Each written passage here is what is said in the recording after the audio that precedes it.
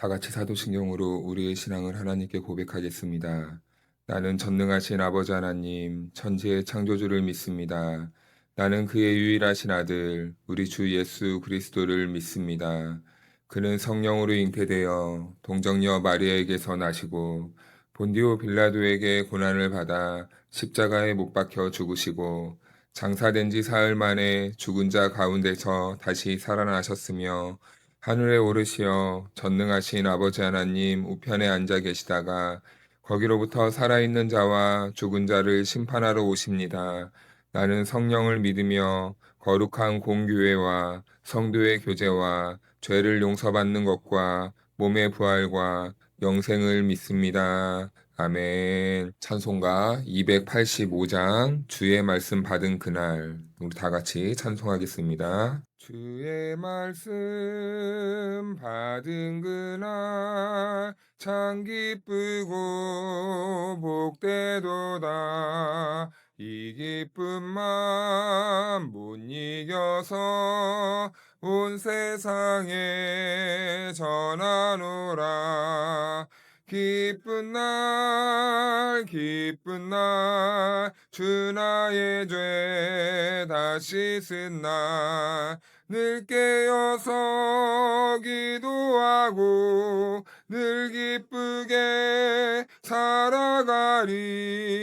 기쁜 날 주 나의 죄 다 씻은 날 이 좋은 날 내 천한 몸 새 사람이 되었으니 이 몸과 맘 다 바쳐서 영광의 주를 섬기리. 기쁜 날 주 나의 죄 다 씻은 날 늘 깨어서 기도하고 늘 기쁘게 살아가리. 기쁜 날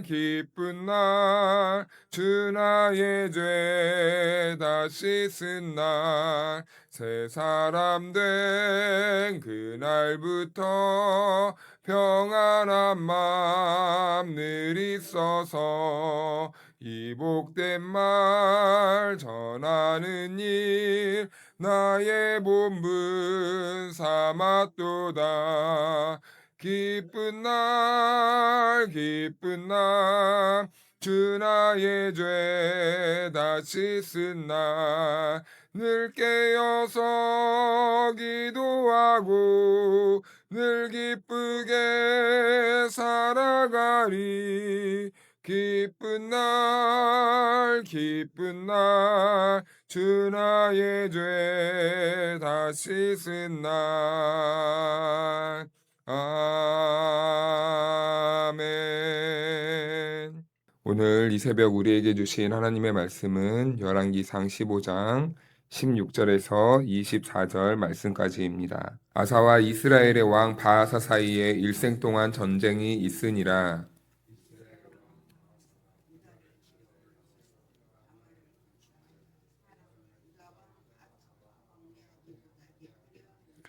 아사가 여호와의 성전 곳간과 왕궁 곳간에 남은 은금을 모두 가져다가 그 신하의 손에 넘겨 다메섹에 거주하고 있는 아람의 왕 헤시온의 손자 다브림몬의 아들 베나단에게 보내며 이르되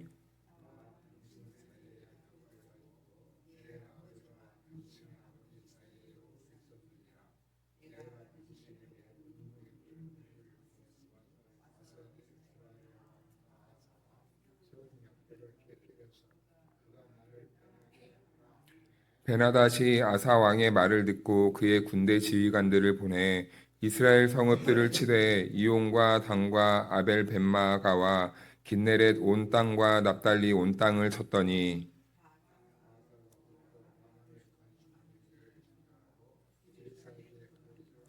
이에 아사 왕이 온 유다에 명령을 내려 한 사람도 모면하지 못하게 하여 바하사가 라마를 건축하던 돌과 제목을 가져오게 하고 그것으로 베냐민의 게바와 미스바를 건축하였더라.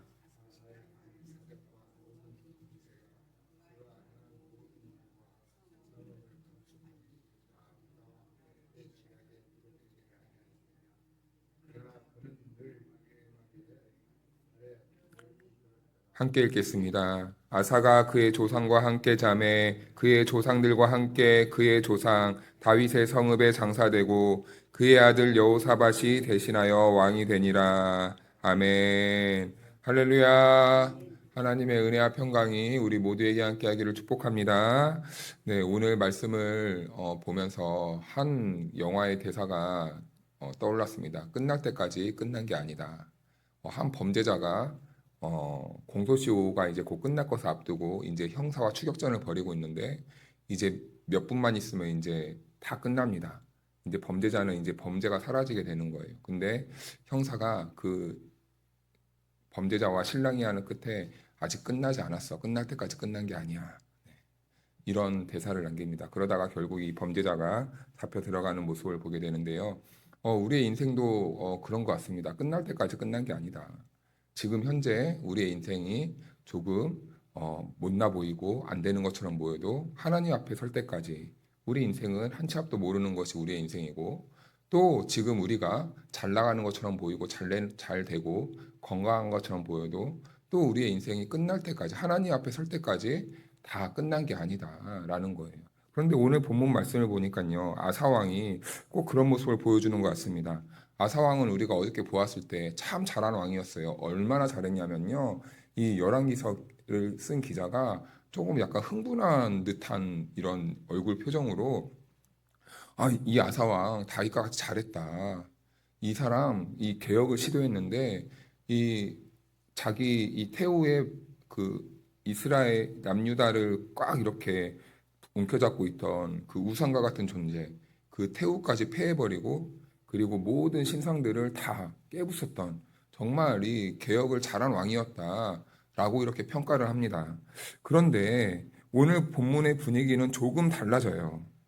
이제 본문은요, 개혁을 했던 이야기, 잘했던 이야기를 기록함과 동시에 이제 전쟁의 이야기로 오는데 전쟁의 이야기를 하면서 약간 분위기가 달라집니다. 뭔가 좀 아쉽었다라는 것을 남기고 있는 것 같아요. 아사왕 정말 하나님 보시기에 이 부분은 다윗과 같이 잘했는데 근데 약간 좀 이상하네. 이제 이런 걸 적어 놓는 겁니다. 그런데 그것이 오늘 왜 이런 개혁 이야기를 하면서 전쟁 이야기가 나오는데 이 전쟁 이야기를 보면서 아사왕이 마지막 이 인생 말년에 무엇을 더 붙잡고 의지했는지 참 그 변화되는 그의 신앙이 보여지게 나타나게 돼요. 그래서요 이런 말도 있죠. 사람은 평안할 때보다 위기가 왔을 때 그 사람이 진짜 붙들고 있던 것이 드러나게 된다라는 이런 말도 있지 않습니까? 그런데 오늘 아사왕의 모습을 통해 그의 본심이 정말 무엇이었을까라고 또 헷갈리게 하는 부분이 생겨버려요. 그래서 16절 말씀해 보니까 아사왕의 인생에 이 잘한 면도 있지만 그의 인생에 위기를 가져다 주는 그 내용이 나오는데 아사와 이스라엘의 왕 바하사 사이에 1세 동안 전쟁이 있으니라. 네. 아사와 이스라엘 왕 바하사 사이에 1생 동안 전쟁이 있으니라. 일생 동안이라고 합니다. 잠깐 전쟁을 한 것도 아니고 며칠 동안 전쟁을 하다가 휴전을 한 것도 아니라 아사가 다스리는 이 기간 동안에 늘상 이 전쟁이 반복적이었다라는 거예요. 그러니까 이 아사의 삶이 어땠겠습니까? 물론 하나님 앞에서 보았을 때는 그는 지금까지 잘해왔던 것처럼 보였는데 그의 이면의 삶을 돌아보니까 피곤한 거예요. 매일 이 숨이 막히고 그리고 이 염려가 몰려오고 근심이 몰려오고 불안한 삶이 늘 따라다녔습니다. 아사는요, 그래서 늘 이렇게 마음이 괴로웠어요. 내부적으로나 외부적으로 한번 생각해 보십시오. 내부적으로는 태우가 자기를 압박합니다. 그리고 외부적으로는 전쟁이 있습니다. 어디 발붙일 곳이 없는 거예요. 그런데 처음에는 잘했어요. 하나님을 잘 의지하고 개혁도 잘했어요. 그런데 이 전쟁이 끝이 없이 일어나니까 그의 신앙이 점점 변하게 됩니다. 그런데요, 이 아사의 모습을 보면서 우리의 모습을 한번 돌아봅니다. 이 우리의 모습, 전쟁과 같은 이 작은 다툼과 불화, 흔들림만 있어도요, 우리는 잠 못 이루지 못하는 거예요. 그렇죠? 우리는 작은 문제거리만 생겨도 잠을 못 잡니다. 그런데요, 아사왕은요, 이 일평생 이 전쟁과 같은 삶을 살아냈어요. 만약 우리가 그랬다면 우리는 어떻게 했을까? 얼마나 하루하루가 숨막히고 고단했을까. 참 이런 것들을 생각해 보았을 때는 아사왕이 어느 정도 공감이 되는 측면이 있습니다. 그런데 아사왕은 하지 않아야 될 행동을 해버렸다는 거죠. 그래서 이제 이어지는 말씀을 보면 북이스라엘 왕 바하사는요, 남유다를 압박하기 시작해요. 네, 북이스라엘 왕 이름이 비슷하죠. 남유다는 아사왕, 북이스라엘 왕은 바하사. 이렇게 두 왕이 있는데 지금 북이스라엘 왕이 남유다를 심히 압박하기 시작합니다. 그래서 17절 말씀을 보니까 이스라엘의 왕 바하사가 유다를 치러 올라와서 라마를 건축하여 유다의 왕 아사에게로 출입하는 자를 한 사람도 없게 하려 한지라. 네, 가둬버리려고 했는 거예요. 통제를 못하게 완전히 그냥 그 구석으로 몰아버리는 거죠. 그래서 라마는 어떤 지역이냐면 요충지예요. 예루살렘 북쪽에서 가까운 지역인데 이 매우 군사적으로 중요한 요충지입니다. 여기만 장악하면은 거의 뭐 전쟁에서 승리한 것이나 다름없는 그런 상황이에요. 그래서 바하사는요, 잘 알고 있었어요. 그래서 그곳을 장악해 버립니다. 그러니까 남유다로 고립된 거예요. 그러니까 이것은 지금 이 북이스라엘이 아사 왕과의 이 단순한 전쟁이 아니라 남유다 전체를 그냥 압박하고 그리고 밀어넣고 숨막히게 했다라는 겁니다. 그런데 이때 이제 아사 왕의 이 신앙이 드러나게 돼 버렸어요. 위기 앞에서 한 가지 선택을 하는데 그는 잘해 왔는데 하지 않아야 될 선택을 해버립니다. 18절, 19절 말씀을 보니까 아사가 여호와의 성전 곡간과 왕궁 곡간에 남은 은과 금을 모두 가져다가 그의 신하의 손에 넘겨 다메섹에 거주하는 아람 왕 베나닷에게 보내며 이르되 19절 같이 읽을까요? 시작. 나와 당신 사이에 약조가 있고 내 아버지와 당신의 아버지 사이에도 있었은즉 내가 당신에게 은과 금을 보내노니 와서 이스라엘의 왕 바하사와 세운 약조를 깨뜨려 그로 나를 떠나게 하라 하매. 아사는요, 지금 이 순간에 원래 지금 앞에 분위기만 봤을 때는 기대했을 거예요. 이 열왕기서를 기록한 사람은 당연히 하나님을 의지하겠지. 그랬는데 생뚱맞게 하나님이 아닌 다른 것을 의지해버리네요. 북이스라엘과의 전쟁을 승리하기 위해요. 이 북이스라엘과 동맹 관계에 있던 아람 왕 베나닷과 동맹을 맺어버립니다. 그래서 정치적으로 보면 매우 잘했죠. 이것은 국가의 지도자로서 힘을 키우고 그리고 전쟁에 승리하기 위해서는요, 다른 것을 의지한 다른 나라와 동맹 관계를 우호적으로 맺는 건 잘한 겁니다. 그런데 실제로 어느 정도 성공한 것처럼 보여요. 그래서 이제 북이스라엘이 바하사 왕이 이제 그 라마를 건축하고 있던 것을 멈춥니다. 그런데 이 문제는 이 역대하 기자는 이 사건에 대해서 다른 관점으로 보고 있다는 거죠. 이 아람 왕을 의지한 거는 어떻게 보면 인간적으로는 잘했어요. 그런데 신앙 안에서 보았을 때는 잘못되었다라는 것을 역대기 기자가 기록하는데 역대하 16장 7절에서는요. 이 같은 사건을 약간 다른 관점에서 이해하는 그 기록이 있습니다. 제가 읽어드리겠습니다. 그때 선견자 하나니가 유다 왕 아사에게 나와서 이르되 왕이 아람 왕을 의지하고 왕의 하나님 여호와를 의지하지 아니하였으므로 아람 왕의 군대가 왕의 손에서 벗어났나이다. 네, 정확하게 이 신앙의 관점으로 기록한 역대하 기자는 왕이 아람 왕을 의지했지 하나님을 의지하지 않았습니다. 라고 이렇게 평가하고 있는 거예요. 그래서 오늘 이 아사 왕은 정치적으로 어떠한 실력을 가지고 있었나 보다는 그가 위기의 순간에 누구를 의지해야 하는가를 이렇게 보여주고 있는 거죠. 아사는요, 위기의 순간에 하나님이 아니었어요. 아쉽게도. 이게 열왕기서 기자가 볼 때는 아쉬운 점입니다. 내부적으로는 잘했는데 외부적으로 위기가 왔을 때 아사왕이 하나님을 의지하지 못한 거예요. 그래서 아람 왕을 붙들죠. 그리고 더 중요한 게 있습니다. 어제의 말씀에는 그가 은과 금을 성전에 헌금을 했어요. 헌금을 해서 참 잘했죠. 하나님의 신앙 고백을 참 잘했습니다. 잘한 것 같이 보였어요. 그런데요, 위기의 순간이 오니까 어떻게 합니까? 다시 드렸던 헌금을 빼내버리는 거예요. 그래서 드렸던 헌금을 빼내서 그것을 다시 그 조공으로 바쳐버리는 거죠. 아람 왕에게. 우리 좀 도와주십시오. 꼭 우리가 이런 거 아닙니까? 헌금을 교회에 냈어요. 그런데 이 건축헌금을 예를 들면은 건축헌금을 많이 냈습니다. 근데 갑자기 우리 자녀가 큰 사단이 난 거예요. 사업이 안 된 거예요. 그랬더니 와가지고 헌금한 거 도로 내놓으라고. 있을 수 있습니까? 근데 지금 제가 그냥 논리의 비약을 조금 섞어서 말을 했지만 지금 아사 왕이 딱 그런 꼴 아닙니까? 하나님께 막 다 드렸어요. 그런데 그거 내 거라고. 자기가 주인인 채권. 하나님께 드린 것은 하나님 거잖아요. 그런데 아사가 그 행동을 했다는 겁니다. 아쉽다. 이러면 안 되잖아. 라는 것을 지금 열왕기서 기자가 보여주고 있는 거잖아요. 네. 그런데 그것을 헌금을 빼가지고 좋은 일에 쓴 것도 아니에요. 형제 국가를 치는데 사용해 버립니다.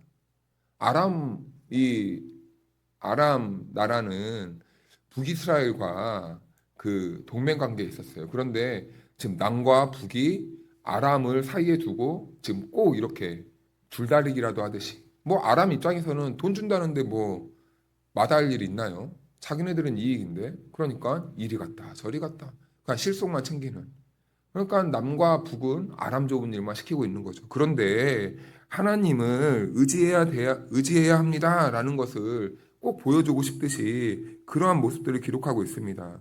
그래서 위기의 때 사람이 중심이 어디를 향하고 있는가가 딱 이렇게 드러나게 되어버렸어요.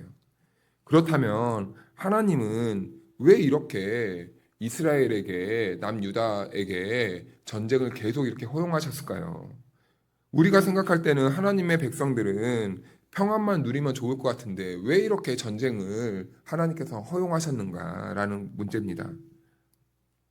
왜냐하면 하나님은 우리들에게 때로는 위기와 환란을 주시는 이유는요. 지금 가던 길을 멈추고 잠깐 생각해보고 나만 바라보아라 라는 거예요. 나만 바라보아라. 똑같이 사고를 당하는 성도를 만날 때가 있습니다. 그런데 어떤 성도들은 병실에 가면은요. 우울해 있어요. 내가 왜 그럴까? 막 이렇게 원인을 따지고 그런데 어떤 성도들은 가면은요 자기 자신을 먼저 돌아봐요. 하나님 앞에서 자기 자신을 먼저 돌아봅니다. 물론 병원에 이번에 치유는 받아야죠. 그런데 자기 자신을 돌아본다는 겁니다. 하나님은요 신앙인들을요 그렇게 돌아보게 하세요. 가던 길을 잠시 멈추고 내가 하나님의 중심에 잘 서 있는가? 내가 하나님의 그 길을 걸어가는데 내가 올바른 길을 가고 있는가 생각하시게 하는 겁니다. 이스라엘의 광야에서 끝없이 광야에서 부족함을 경험합니다. 결핍을 경험해요. 그 이유는 무엇입니까? 나만 바라봐 주라 라는 겁니다. 오늘 본문도 마찬가지예요. 아사는 그 문제는 전쟁 자체보다 그 전쟁 속에서 하나님을 바라봐야 하는 상황에 있었던 것입니다. 그리고 역대하는 그 마지막 모습까지 기록하는데 16절 제가 읽어드리겠습니다. 아사왕 제39년에 그의 발에 병이 들어 심히 중할 때에 그가 병이 있을 때에 여호와께 구하지 아니하고 의원들에게만 구하였더라. 병 들었을 때 의사를 찾지 말라는 말이 아닙니다. 의사 당연히 병원 가야죠. 약 지어 먹어야 됩니다. 버티면 안 됩니다. 꼭 병원 가셔야 됩니다. 그런데 그 중심에 무엇이 있었냐라는 겁니다. 하나님이 있냐 없냐라는 겁니다. 위기의 순간이 왔을 때, 인생의 위기가 왔을 때 내가 무엇을 붙잡고 있는가 그 중심을 보자는 겁니다. 그런데 아사왕은 아쉬웠어요. 개혁은 잘했습니다. 그런데 처음에는 하나님을 잘 따르는 것처럼 보였지만 인생의 큰 위기가 왔을 때 그의 신앙은 조금씩 무너지기 시작해요. 무너지기 시작합니다. 그러면서 세상의 힘과 방법을 더 의지해 버리는 거죠. 눈에 보이는 다급한 일만 붙잡게 돼버린 겁니다. 이것이 인간의 연약함 아니겠습니까? 그래서 사랑하는 성도 여러분, 오늘 본문의 이 이야기를 보면서 위기의 순간에 사람이 무엇을 붙들 수 있는가를 보여주는 것 같습니다. 하나님을 잘 섬기다가도 하나님을 잘 믿는 백성 성도들이라도 때로는 큰 위기 앞에서 그 세상의 험한 도전 앞에 하나님을 붙잡아야 되는 순간에 하나님이 아닌 다른 것을 의지해 버릴 수도 있겠다라는 것을 발견하게 되죠. 아사 왕은 좋은 왕이었습니다. 처음에는요. 개혁 때까진 참 잘했습니다. 처음에는요. 그런데요, 가면 갈수록 그는 인생의 위기가 겹겹이 쌓이면서 잘못된 방향으로 틀어져 버리게 됐다라는 겁니다. 하나님이 아닌 다른 힘을 더 의지하게 되었다라는 것입니다. 가난한 사람이 돈 맛을 한번 보면은 어떻게 됩니까? 그때부터 돈의 노예가 돼버리는 거예요. 그는 하나님을 신앙하는 그 맛을 잃어버린 거예요. 그런데 안타깝게도 끝까지 이 어려움에서 끝까지 버티지 못하고 하나님을 바라봐야 되는데 못 바라봤다는 거죠. 그런데 그의 인생 말년에 발병이 듭니다. 발병이 들어요. 그런데 이때 아사 왕은 어떻게 해야 됩니까? 열왕기서 기자는 무엇을 기대하면서 썼을까요? 이 발병이 왔을 때 사람이 아니라 하나님을 다시 찾아야지. 발병이 아니라 의사를 찾는 게 아니라 하나님을 더 바라봐야지. 자기의 영적인 상태를 돌아봐야 되는 것이죠. 우리도 그럴 때가 있지 않습니까? 하나님을 믿고 의지해야 된다는 건 잘 알아요. 그런데 예배도 잘 드립니다. 기도의 자리도 잘 와요. 근데 정작 우리의 삶에서 진짜 위기가 왔을 때 하나님을 붙잡기보다는 사람을 쫓아다니는, 어떠한 영향력을 쫓아다니는, 힘을 쫓아다니는, 해결책을 바라보는 그러한 삶을 살아갈 수도 있다라는 겁니다. 그런데 오늘 말씀에서 우리 주님은 그럼에도 불구하고 우리 믿는 그리스도인 백성들은 하나님만 바라보기를 원하신다는 겁니다. 그러므로 사랑하는 여러분, 오늘도 우리는 하루를 살아갑니다. 그런데 우리는 눈에 보이는 것을 보면서 살아가죠. 그러다 보면 우리도 모르게, 자신도 모르게 눈에 보이는 것에 익숙해진 나머지 보이는 대로만 살아갈 때가 있습니다. 그런데 우리는 그럴지라도, 보이는 것 속에서 살아갈지라도 우리는 보이지 않지만 믿음의 눈을 들어 주님을 바라봐야 되는 그 신앙의 삶으로 나아가야 되겠죠. 바울은 내가 그 목적지까지 갈 동안 이 달리기를 멈추지 않겠다라고 말을 합니다. 달리기를 하는 이유가 무엇입니까? 중간에 가다가 멈추려고 합니까? 달리기 선수들은요, 목적지에 골이 날 때까지 갑니다. 그때까지 달리기를 멈추지 않아요. 그래서 우리는 이 신앙의 여정을 달리기로 표현합니다. 힘들죠. 숨이 벅차오르죠. 그런데 그 달리기를 멈추면 되겠습니까? 안 된다라는 것입니다. 근데 아사왕은 처음에는요, 열심히 달렸지만 중간쯤 되자 멈추기 시작한 거예요. 힘이 빠지기 시작한 거예요. 아쉬운 모습이죠. 꼭 신약이 와서는 성령으로 시작했지만 육체로 맞춰버리는 이 안타까운 모습을 보여주고 있는 것입니다. 하나님께서는 오늘 저와 여러분들을 신앙으로 부르십니다. 신앙 안으로 부르세요. 왜 부르시냐면 우리를 주님 품으로 끝까지 인도해 가시려고 부르시는 것 아니겠습니까? 이 영적인 달리기, 우리는 세상 안에서 멈추고 싶을 때가 있습니다. 그런데 오늘 주님은 그런 저와 여러분들에게 우리들의 마음을 공감해 주시고 또 위로해 주시면서 그 달리기를 멈추지 말아라 라고 말씀하시는 것 같습니다. 그러므로 사랑하는 여러분, 오늘 하루 우리가 어떠한 삶을 살아가고 있고 어떠한 어려움에 있는지는 저는 잘 모르지만 우리 주님은 잘 아시고 우리 주님은 여전히 우리와 함께 하시며 우리가 그 영적인 달리기를 멈추지 않고 끝까지 달려오기를 원하시고 있으니 오늘도 믿음으로 우리 주님을 바라보시고 세상 바라보지 않고 주님 바라보는 그 믿음으로 끝까지 영적인 달리기를 멈추지 않고 완주해가는 저와 여러분들의 삶이 되기를 축복합니다. 기도하겠습니다. 하나님 아버지, 오늘 말씀을 통해 우리의 믿음의 중심이 어디를 향하고 있는지 돌아보게 하시니 감사합니다. 아사왕처럼 처음에는 하나님만 바라보며 시작했지만 삶에 반복되는 전쟁과 현실의 어려움 속에서 어느새 하나님보다 눈에 보이는 방법과 사람을 더 붙들고 살아갔던 우리들의 모습이 있다면 이 시간 우리가 주님 앞에 쏟아내오니 우리들의 연약함을 용서하여 주시옵소서. 주님, 우리의 삶에도 끝나지 않는 전쟁 같은 시간들이 있습니까?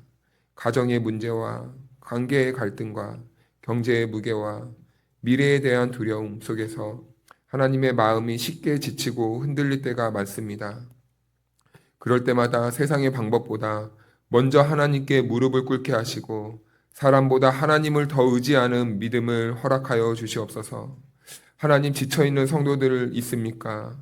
이 시간 우리 주님께서 긍휼히 여겨주시기를 간절히 원합니다. 몸이 아픈 성도들에게 치유의 은혜를 허락하시고 마음이 무너진 성도들에게 하늘의 위로를 부어주옵소서. 눈물로 하루를 버티는 성도들의 신음까지도 주님께서 들으시고 회복의 은혜를 베풀어 주옵소서. 또한 하나님 앞에 오래 기도하고 있는 기도 제목들이 있습니까? 가정과 자녀와 건강과 생계의 문제로 간절히 부르짖는 성도들의 기도를 기억하여 주옵소서. 때로는 응답이 더디는 것처럼 보여도 낙심하지 않게 하시고 끝까지 하나님만 신뢰하며 기다리는 믿음으로 살아가는 우리 성도들의 삶이 될 수 있도록 믿음에 믿음을 더하여 주시옵소서. 믿는 하나님의 자녀들의 모든 기도에 응답해 주실 것을 믿사오며 거룩하신 예수님의 이름으로 기도하옵나이다. 아멘.